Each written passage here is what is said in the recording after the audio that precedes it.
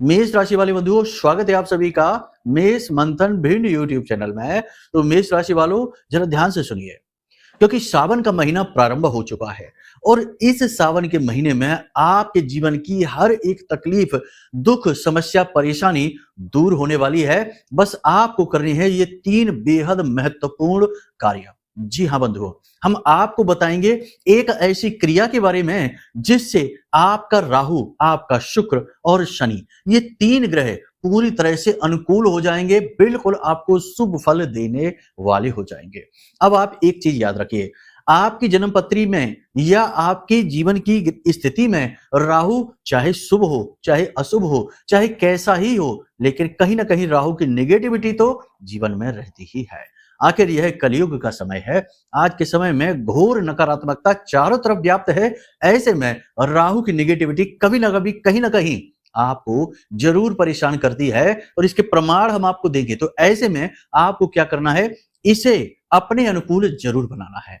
एक बात और याद रखना, जिन लोगों का राहु अनुकूल नहीं है, प्रतिकूल है, शुभ फलदायी नहीं है, उनका शुक्र भी अपने आप खराब हो जाता है। किसी कीमत पर उनका शुक्र अच्छा हो ही नहीं सकता है। और जिनका शुक्र खराब है, उनके जीवन में कभी खुशियां, धन दौलत, रुपए पैसे, उनकी तिजोरियां कभी भर नहीं सकती, सुख समृद्धि कभी आ नहीं सकती। और सबसे बड़ी बात कि उनके जीवन में आंतरिक सुकून, मानसिक शांति कभी महसूस उन्हें हो नहीं सकती। हर वक्त व्याकुलता रहेगी। हो सकता है कि पैसा आए खूब, लेकिन रुकेगा नहीं, एक तरफ से आएगा दूसरी तरफ से निकल जाएगा। पैसे का सदुपयोग कभी नहीं कर पाएंगे। तो ऐसे में शुक्र को, राहु को मजबूत करना बहुत आवश्यक है और शनि को भी अपने अनुसार बनाना बेहद आवश्यक है। और सावन का यह जो महीना है, यह आपके लिए वरदान बनकर आया है। बंधुओं, याद रखना, जीवन में बहुत ही महत्वपूर्ण होते हैं वो दिन जो देवी देवताओं से सीधे जुड़े होते हैं। और ये जो सावन का महीना है, पूरा एक महीना देवों के देव महादेव से जुड़ा है। कहने की आवश्यकता नहीं है, शक्ति का यहाँ पर संचरण हो रहा है। भगवान भोलेनाथ माता पार्वती के साथ विचरण करते हैं, मृत्यु लोक में वास करते हैं। और भोले तो हैं ही बहुत ही भोले भाले। अगर सही नियम विधि विधान से भोलेनाथ का सही तरीके से साधन कर लिया जाए तो भोलेनाथ हर इच्छा मनोकामना को पूरी करते हैं। और हजारों ऐसे लोग हैं, हमने देखे हैं जीवन में, हमारे खुद के भी ऐसे अनुभव हैं कि बहुत सारी व्याकुलताएं जीवन की भोलेनाथ समाप्त कर देते हैं केवल इस सावन के महीने में ही।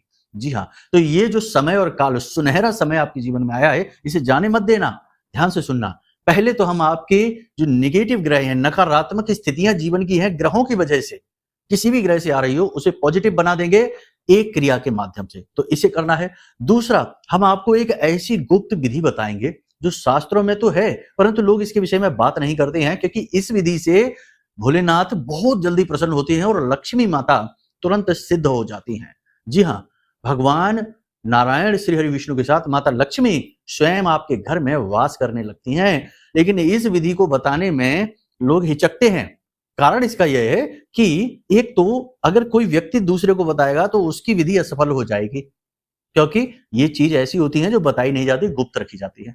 दूसरा, कोई जानकार व्यक्ति आपको मुफ्त में ये क्यों बता देगा, उसे तो धन चाहिए, क्योंकि इन चीजों के माध्यम से ही तो कमाई भी होती है, तो इसलिए वो नहीं बताएगा। तो लेकिन आप चिंता न करिए, हम आपको बताएंगे, ठीक है। और तीसरा, हम आपको एक ऐसा महा उपाय, उपाय नहीं कहेंगे इसे, उपाय कहने से इसकी मर्यादा जो है ना वो भंग हो सकती है। ये तो बहुत ही शक्तिशाली दिव्य क्रिया है। जी हाँ, महाविद्या से जुड़ी हुई है, ब्रह्मास्त्र विद्या से जुड़ी हुई है। इसे हम आपको बता देंगे।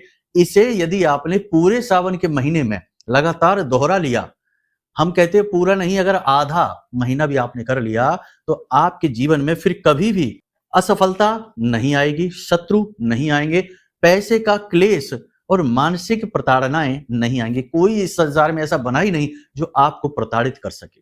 बंधु, बहुत ही महत्वपूर्ण कार्य है। कुछ विशेष सावधानियों के विषय में भी बताएंगे कि सावन के महीने में कौन सी विशेष सावधानियां आपको रखनी है, इनके विषय में भी बताएंगे। बस आपको पूरा कार्यक्रम पूरे धैर्य के साथ देखना है, चित्त के साथ देखना है, समय निकाल कर देखना है, क्योंकि ये जो कार्यक्रम हम बना रहे हैं ना, ये पूरा का पूरा सावन के महीने का, पूरे सावन के महीने को सिद्ध कैसे करना है। देखो, एक लोटा जल तो सभी भोले बाबा को समर्पित करते ही हैं, शिवलिंग पर ढार कर आ ही जाते हैं, लेकिन उतने से काम बनता नहीं है। काम उनके बनते हैं जो विधियों को जानते हैं, जो तौर तरीके सही रखते हैं। ब्रह्मा जी को भी विधि विधान अत्यंत प्रिय है। तो जो विधि विधान को जानते हैं उनके काम बन जाते हैं और वो चुपके से अपने काम बनाकर निकल जाते हैं, दूसरे मुंह ताकते रह जाते हैं और शिकायतें भी करते रहते हैं कि हमने तो खूब शिव जी को जल अर्पित किया, हमारा तो काम ही नहीं बन रहा है। क्यों नहीं बन रहा है वो भी बताएंगे। मतलब कहने का यह है कि बहुत ही शक्तिशाली कार्यक्रम है, इसे अंत तक देखना आपका धर्म है, आपकी ड्यूटी है, क्योंकि आपके जीवन का उद्धार केवल और केवल आपके हाथ में है। अगर आप कर्म करेंगे, क्रिया करेंगे और गुरु के मार्गदर्शन में चलेंगे तो निश्चित तौर पर उद्धार होगा, लेकिन करना आपको ही पड़ेगा। मार्गदर्शन हम कर सकते हैं, जीवन को बना और बिगाड़ नहीं सकते हैं, ये तो भगवान के हाथ में है और आपके हाथ में। आपके निर्णयों के आधार पर जीवन की दिशा और दशा तय होगी।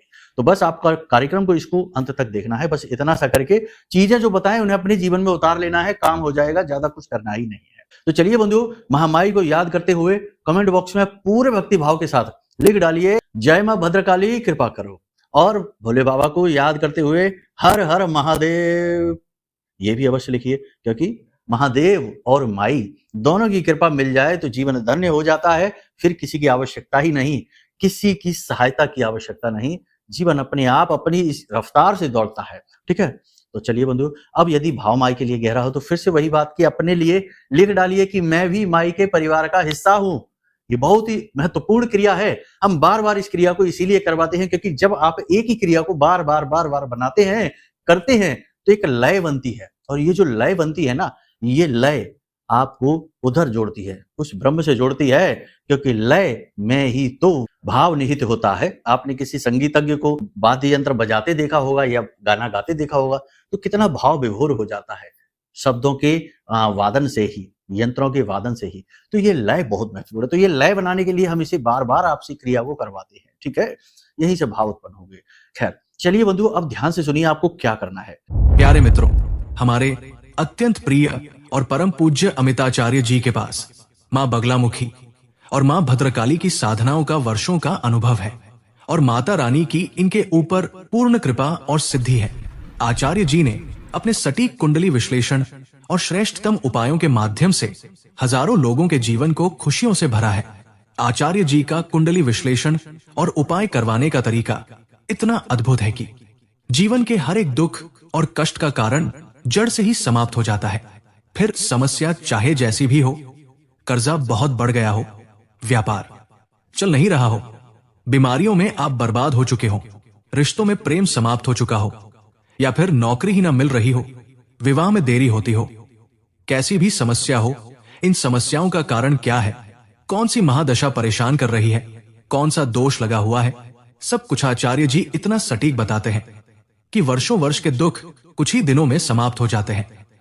अगर आपके जीवन में भी कोई ऐसी संकट की घड़ी है तो यही सही समय है जब आप पूज्य आचार्य जी के हाथों से अपनी कुंडली का विश्लेषण करवाएं और वर्षों से चल रहे दुखों और संकटों के इस चक्र से बाहर निकल जाए।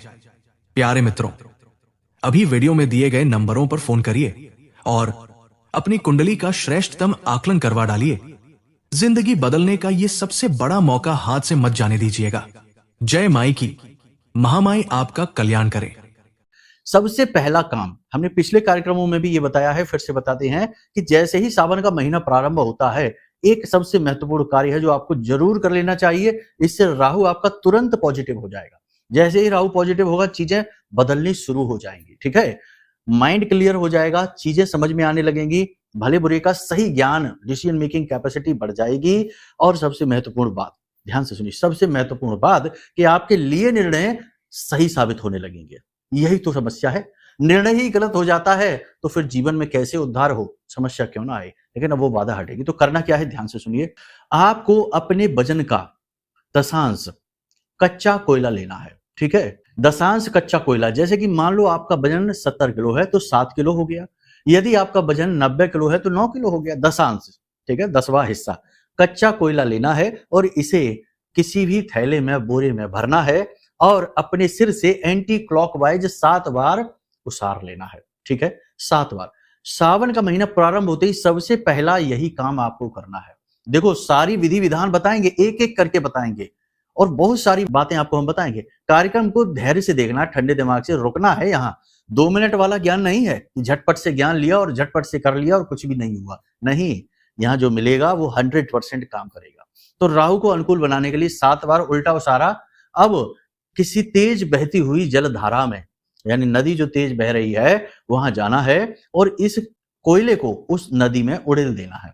थैले को उड़ेल देना, पूरा थैला ही नहीं, उसमें पटक के चले आना है, नहीं, उसको उड़ेल देना है, ठीक है। फिर बाद में उस थैले को भी उसमें भले ही आप बहा सकते हैं। तो ये क्रिया आप जरूर कर लीजिए, सबसे पहले सबसे महत्वपूर्ण क्रिया है, ठीक है, पहला काम। इसके बाद आपको दूसरा काम क्या करना है, ध्यान से सुनिए। आपके घर में जो रोटी बन रही है उस रोटी के 3 भाग करने हैं आपको, क्योंकि अब आपका जो नंबर है वो आया अपने पितृ पूर्वजों को भोजन देने का और अपने देवी देवताओं को, यानी जिन्हें हम क्षेत्रपाल कहते हैं, भैरव कहते हैं, उनको भोजन देने का, और गौ माता जिनके अंदर संपूर्ण देवी देवताओं का वास माना जाता है, उस गौ माता को भोजन आपको देना है। तो क्या करना है, एक रोटी बनाइए अपने घर में और उस रोटी के 3 भाग करिए। एक रोटी के 3 भाग, आधी रोटी तोड़िए उसे गौ माता को दीजिए, उसके बाद आधी जो बची उस आधी रोटी को कुत्ते को खिला दीजिए और उसके बाद बची उस आधी रोटी को, यानी 1/4 रोटी हो गई, उसे अपने घर की छत पर रख दीजिए, कौओं के लिए, पक्षियों के लिए रख दीजिए। ये क्रिया प्रतिदिन आपको करनी है, प्रतिदिन। अब कोई कह सकता है कि अरे आधी रोटी से गाय का क्या होगा, उससे भी 1/4 रोटी से कुत्ते का क्या होगा। अरे ये इतना दिमाग आपको नहीं लगाना है। आप कुत्ते को कुछ और भी बाद में खिला सकते हैं यदि आपको खिलाना है, गाय को आप चारा भी खिला सकते हैं अगर आपको खिलाना है, लेकिन फिलहाल ये क्रिया है, अन्न का ये दान है, इसे आप जरूर करिए, ठीक है। तो दूसरी क्रिया ये बहुत ही महत्वपूर्ण है। तीसरी क्रिया सबसे महत्वपूर्ण है, सबसे महत्वपूर्ण क्रिया, अपने घर में कलश स्थापित जरूर करिए, ठीक है। हम पहले ही आपको बता देना चाहते थे लेकिन भूल गए बताना, कोई भी महत्वपूर्ण दैवीय शक्ति से जुड़ा हुआ जब समय और काल आता है, जैसे नवरात्रि आते हैं, जैसे श्रावण आते हैं, जैसे गणपति आते हैं, पितरों का भी समय आता है, पितृपक्ष आता है, उस समय और काल पर आपको कुछ समय पहले से ही या फिर कम से कम उस समय में अपने घर में कलश स्थापन जरूर कर लेना चाहिए।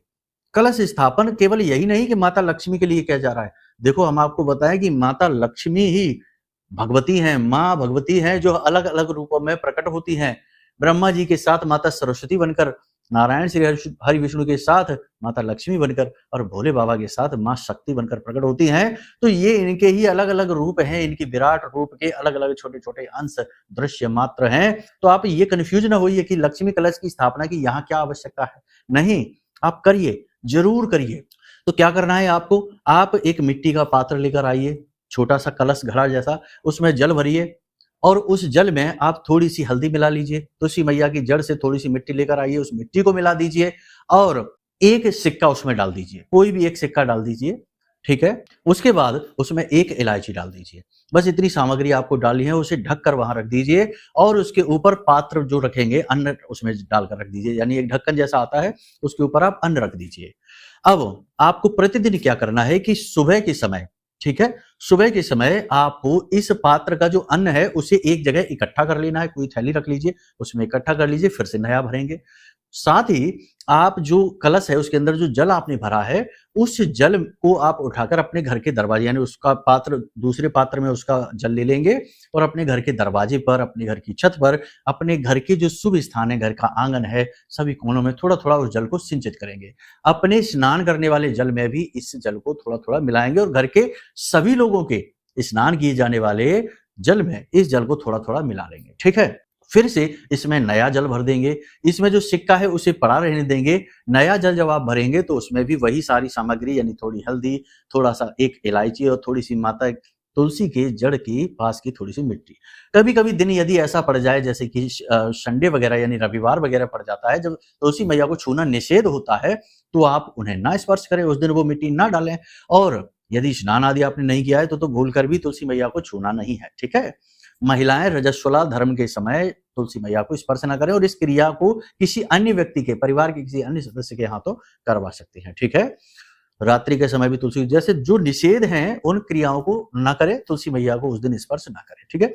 बाकी अन्य दिनों पे आप करते रहें, जल का सिंचन करते रहें, नया जल भर दें, अन्न को एकत्रित करते रहें। इस अन्न के ऊपर आप एक दीपक जलाकर रखें, प्रतिदिन सुबह शाम दीपक जलाइए और अगर आपकी कोई विशेष इच्छा मनोकामना है तो आटे का दीपक जलाइए, नहीं तो मिट्टी का दीपक ही पर्याप्त है।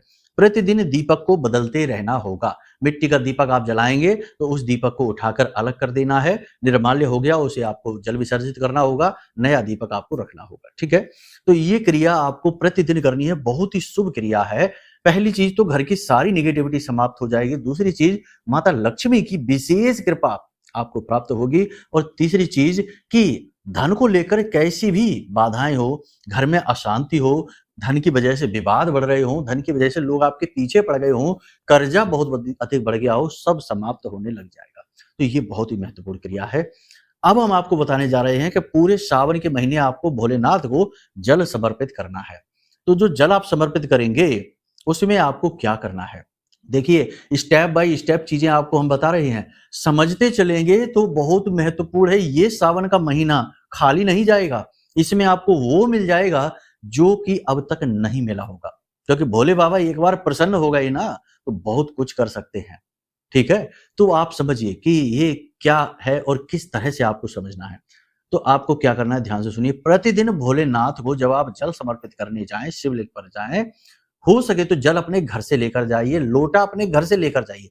फॉर्मेलिटी नहीं करिए कि गए मंदिर का ही लोटा, मंदिर का ही जल और भोलेनाथ पे डाल के और हर हर गंगे कह के, जय भोलेनाथ कह के और भाग आए। ठीक है, नहीं, ऐसे नहीं, पूरे भाव के साथ जाइए, समय निकाल कर जाइए, जब समय आपको मिले तब जाइए। ऐसा नहीं कि दोपहर हो गई, रात हो गई, नहीं, कुछ नहीं। भोलेनाथ का दरबार कभी बंद नहीं होता। भोलेनाथ के जो मंदिर होता है, गर्भगृह होता है, उसमें पट कभी बंद नहीं होते, हमेशा खुले रहते हैं, क्योंकि भोले बाबा का जो दरबार है, वो दरवाजा है, वो सबके लिए खुला है और हर वक्त खुला है, हर समय खुला है। ठीक है, तो आपको जब समय हो तब जाइए, ठंडे दिमाग के साथ जाइए, जल्दबाजी न मचाइए, और घर से ही लोटा लेकर जाइए, घर से ही जल लेकर जाइए अगर संभव है तो। ठीक है, अब आप जब घर से जल लेकर जाएंगे तो उसमें आपको एक बतासा मिलाना है। ठीक है, एक इलायची मिलानी है, एक लौंग का जोड़ा मिलाना है और थोड़े से काले तिल मिलाने हैं। ठीक है, ध्यान से समझ लिया आपने, ये बहुत ही आवश्यक क्रिया है, बहुत ही आवश्यक क्रिया है, इसे आप ध्यान से समझिए। इस क्रिया को यानी जाके आपको ये जल भोलेनाथ पर समर्पित करना है। उसके बाद आप भोलेनाथ पर कच्चा दूध वगैरह भी चढ़ा सकते हैं, जो आपकी इच्छा करे वो आप चढ़ा सकते हैं, लेकिन इस चीज को आपको यानी ये जल जो विशेष हो गया, इसे आपको जरूर समर्पित करना है। एक सबसे महत्वपूर्ण बात कि जब आप भोलेनाथ को जल समर्पित कर लें, उसके बाद अपनी दोनों हथेलियों से शिवलिंग को स्पर्श जरूर करें। ठीक है, जरूर स्पर्श करिए, और शिवलिंग के स्पर्श करने में किसी का निषेध नहीं है, किसी प्रकार का निषेध नहीं है। कहीं ऐसा नहीं लिखा कि ये कर सकते, वो नहीं कर सकते, स्त्री कर सकते, पुरुष कर सकते, नहीं, बिल्कुल भी किसी भी प्रकार का निषेध नहीं है, सभी स्पर्श कर सकते हैं। अभिषेक के समय पर तो स्पर्श करते ही हैं, जब शहद चढ़ाते हैं, घी लगाते हैं, चंदन लगाते हैं, तब तो स्पर्श करते ही हैं। तो सभी कर सकते हैं, इसमें कोई नहीं, बिल्कुल भ्रांतियां मन में लेकर मत आना। किसी भी प्रकार की उल्टी सीधी बातें बहुत लोग फैलाते हैं और भ्रमित करने की कोशिश करते हैं। शिव जिनका हम स्पर्श करने जा रहे हैं, वो शिव अपने आप में ही, ना वो पुरलिंग है ना वो स्त्रीलिंग है, वो अपने आप में ही एक सबसे अलग भाव है, एक सबसे अलग ऊर्जा है।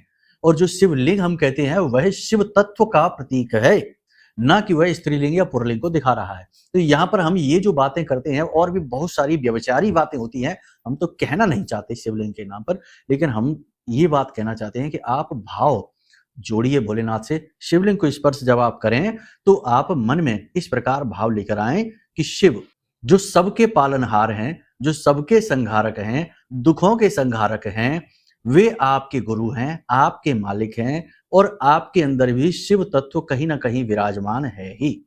तो आप बस भोलेनाथ से ये चाहते हैं कि शिव आपका गुरु बनकर मार्गदर्शक करें, आपके जीवन की बाधाएं दूर करें, और अंत में आपको शिव तत्व में ही विलीन होने का अवसर दें। यानी कि एक भाव उनसे जोड़ने की कोशिश करिए। ये नहीं कर सकते, कठिन है, तो आप इतना कर लीजिए कि भोलेनाथ को जिस तरह पिता, जैसे कि भोलेनाथ पिता हैं और आप उनके बालक हैं, पुत्र हैं, पुत्री हैं, बालक हैं, तो एक बालक अपने पिता के पास जाता है व्याकुलता में कि किसी भी तरीके से मुसीबत से बचाओ, तो उस भाव के साथ जाइए, स्पर्श करिए शिवलिंग को, थोड़ी देर आंखें बंद करके उस ऊर्जा को महसूस करिए जो शिवलिंग के अंदर विराजमान है, उससे उत्सर्जित हो रही है, जिससे ये सारा ब्रह्मांड सधा हुआ है। उस ऊर्जा को अनुभव करने की कोशिश करिए और मन ही मन भोलेनाथ से जुड़ने का प्रयास करिए। अपनी समस्याएं, बाधाएं बताइए और भोलेनाथ से अनुनय निवेदन कीजिए कि भोलेनाथ हमारी रक्षा करिए। इस तरह भाव जोड़ने की कोशिश करिए। फिर वहीं पर बैठकर आप कम से कम 5 माला तो पंचाक्षरी मंत्र की करिए ही करिए। 11 माला करेंगे तो सर्वोत्तम रहेगा, ठीक है? ये प्रतिदिन की क्रिया आप बना लीजिए। समय निकाल के जाइए, आपको ज़्यादा से ज़्यादा आधा घंटा लगेगा, बहुत ज़्यादा नहीं लगेगा। 24 घंटे में से आधे घंटे अगर आप दे देंगे तो कोई ज़्यादा बड़ी समय सीमा नहीं है, 1 महीने की ही बात है, ठीक है? लेकिन ये एक विशेष विधि-विधान है। इस प्रकार से आप करेंगे तो आपका उद्धार निश्चित है, 100% है।